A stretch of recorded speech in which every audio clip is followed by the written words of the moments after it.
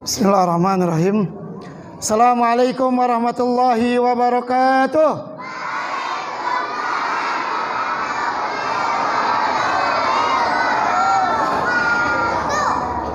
Innal hamdalillah nahmaduhu wa nasta'inuhu wa nastaghfiruh wa na'udzu billahi min shururi anfusina wa min sayyiati a'malina may yahdihillahu fala mudhillalah wa may yudlil fala hadiyalah. Asyhadu an la ilaha illallah wa la syarikalah wa asyhadu anna Muhammadan abduhu wa rasuluh. Wa qala Allah ta'ala ya ayyuhalladzina amanu taqullaha haqqa tuqatih wa la tamutunna illa wa antum muslimun. Amma ba'd, fa inna asdaqal hadits kitabullah wa khairal hadi Muhammadin sallallahu alaihi wasallam wa syarrul umuri muhdatsatuha wa kullu muhdatsatin bid'ah wa kullu bid'atin dhalalah wa kullu dhalalatin finnar. Anak-anakku sekalian, bagaimana tadi sudah melaksanakan sholat subuh? Alhamdulillah, ya.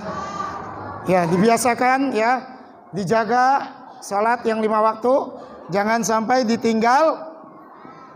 Sekalipun dalam keadaan sakit, ya, dalam keadaan sakit, dalam keadaan safar dan seterusnya, ya.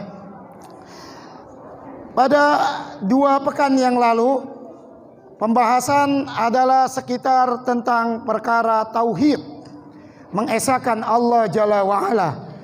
Di 2 pekan yang lalu adalah terkait dengan tauhid asma wa sifat, tauhid rububiyah, tauhid uluhiyah. Dan di pekan yang lalu adalah terkait dengan apa? Masih ingat?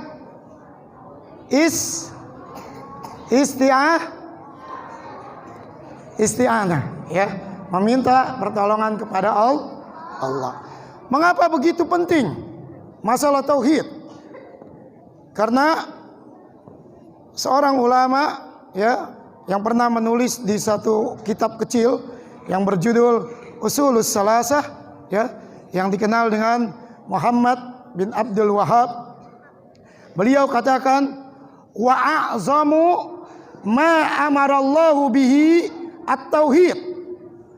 Perintah Allah yang paling terbesar adalah mengesahkan Allah, ya, mentauhidkan Allah. Wa huwa ifradullahi ta'ala bil ibadah, yaitu mengesahkan Allah Ta'ala dalam perkara ibadah. Ibadah harus dan hanya ditujukan kepada Allah, tidak boleh ditujukan kepada selain Allah. Ini jadi perintah yang paling terbesar adalah mentauhidkan Allah.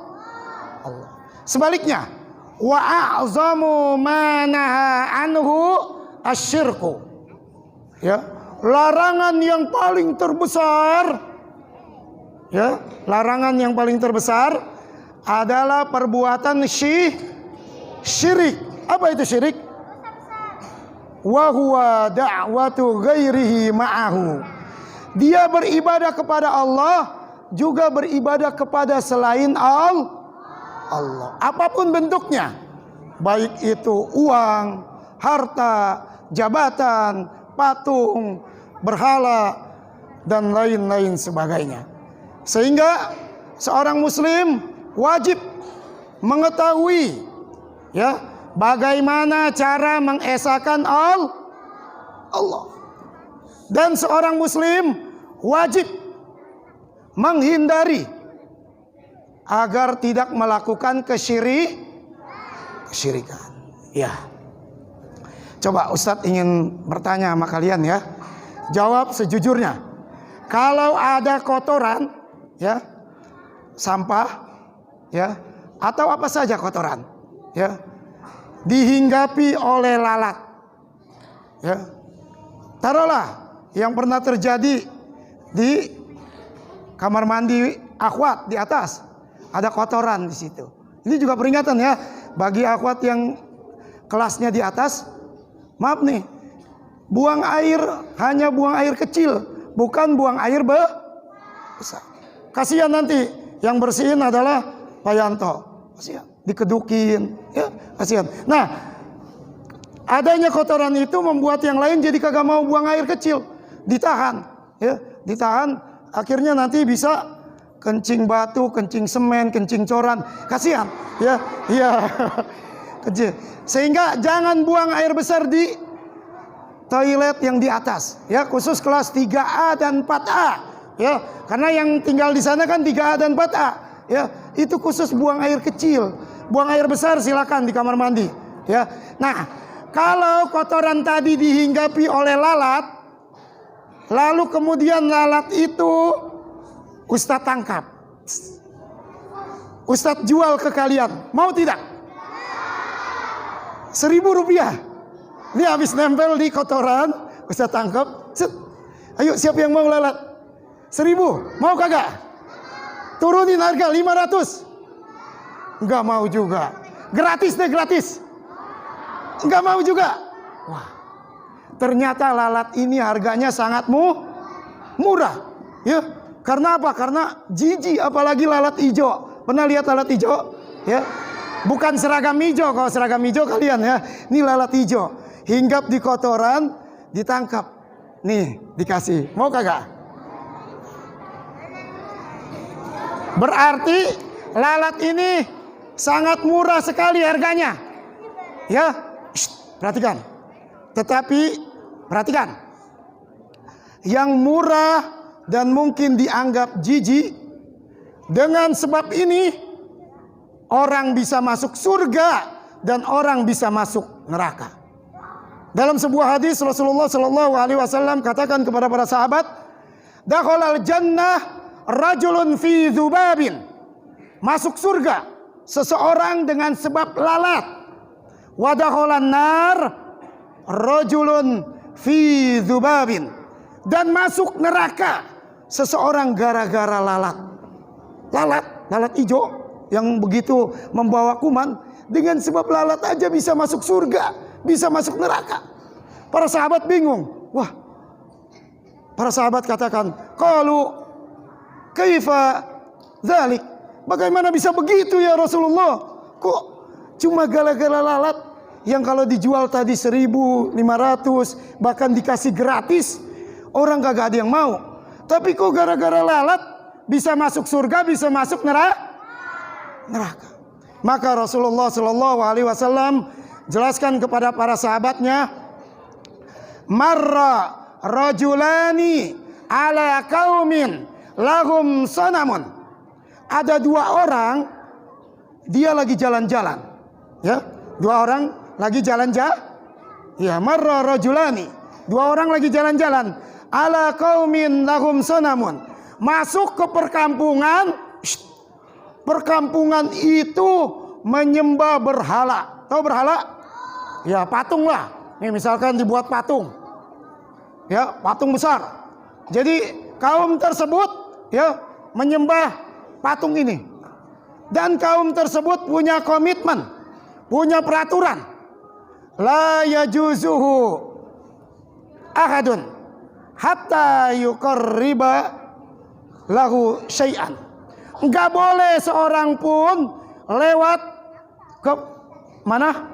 Ke perkampungan itu, melainkan dia harus berkurban dulu. Ya, harus berkurban dulu. Harus memberikan sesuatu untuk berhala. Jadi ada satu kampung, ya, perkampungan ini menyembah berhala. Orang siapapun manusia, baik laki-laki, perempuan, enggak boleh lewat perkampungan itu, kecuali dia harus membayar pajak, yaitu dengan apa? Mempersembahkan kepada berhala. Kemudian ini kan orangnya 2 nih tadi yang lewat ya. Nomor 1, nomor 2. Nomor 1 ditanya, kalau di ahadihima, bertanya mereka semua, pasukan kelompok yang menyembah berhala, kepada orang nomor 1.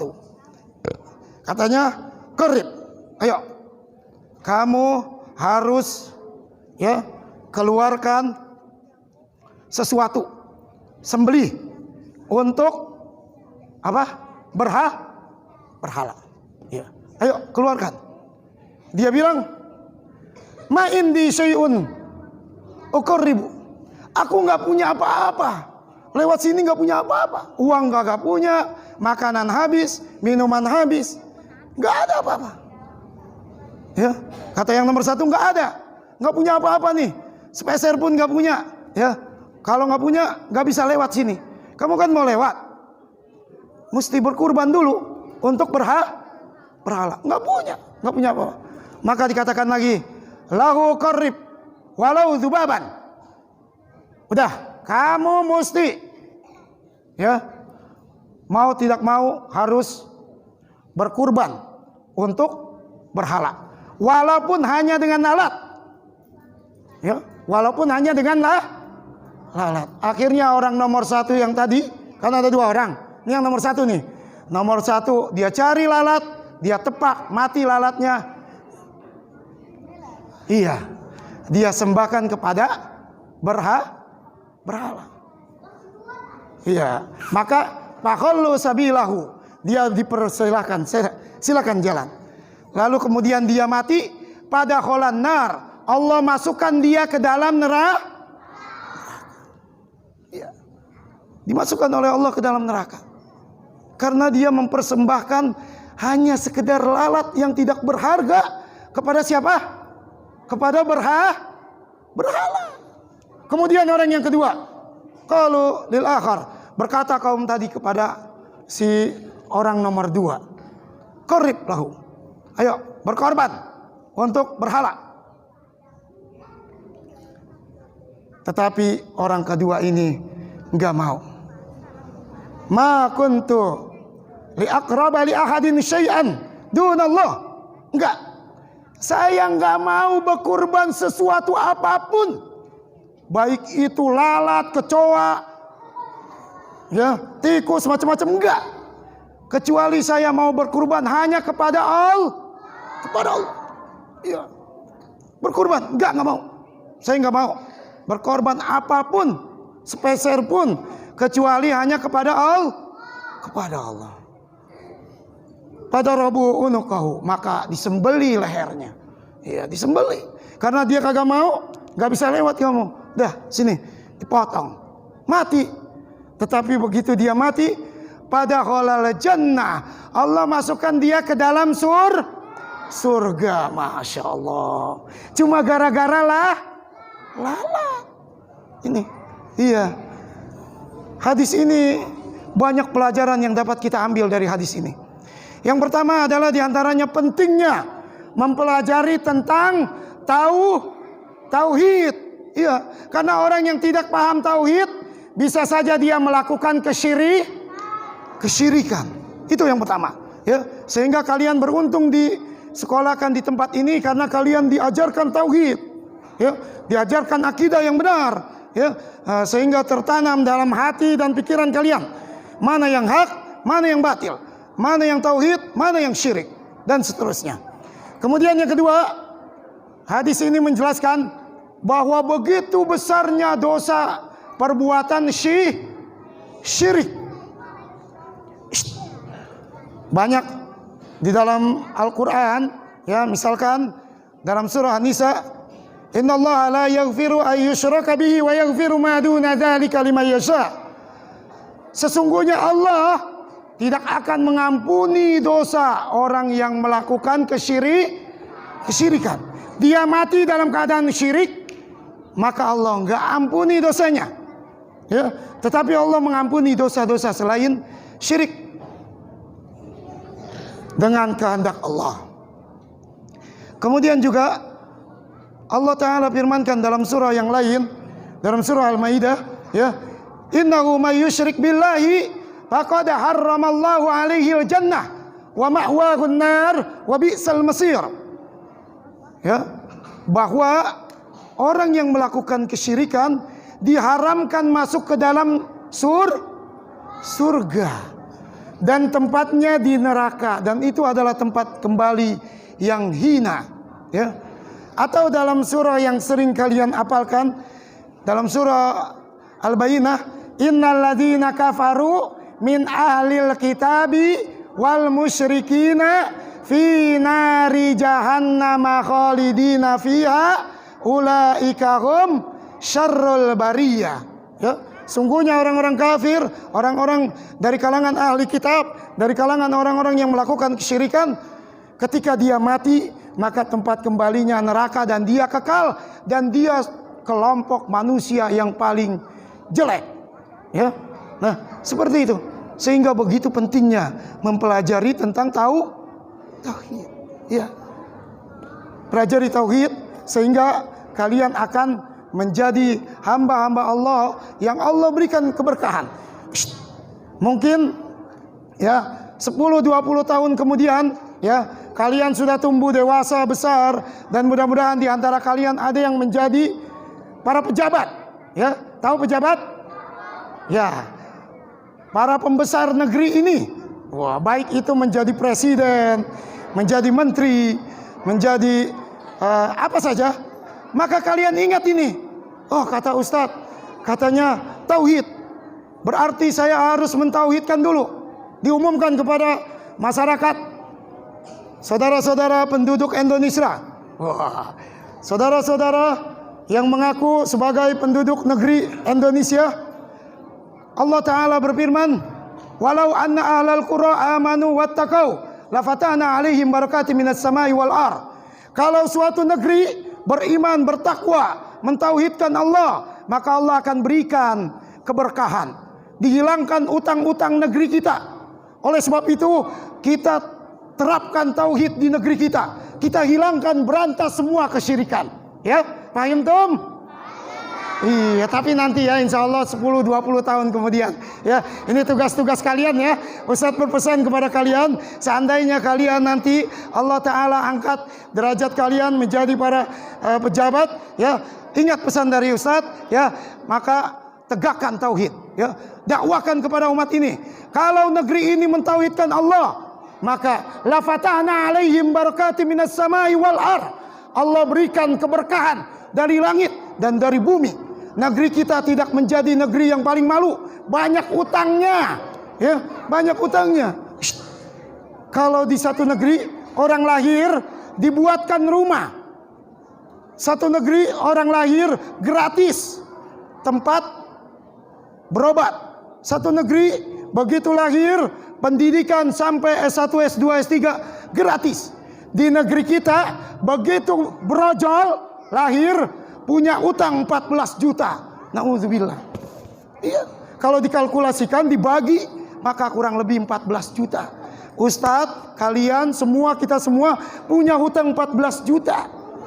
Untuk melunasi hutang negeri kita, enggak ada solusi yang lain melainkan solusi mentauhidkan Allah, karena Allah yang telah menjanjikan, walau anna ahlal qura amanu wattaqau lafatana alaihim barakatim minas samai wal ar. Nah, mudah-mudahan ini bermanfaat bagi kalian, ya. Senantiasa Allah Ta'ala mudahkan kepada kita untuk istiqomah di atas perintahnya dan menjauhi larangan-larangannya. Assalamualaikum warahmatullahi wabarakatuh.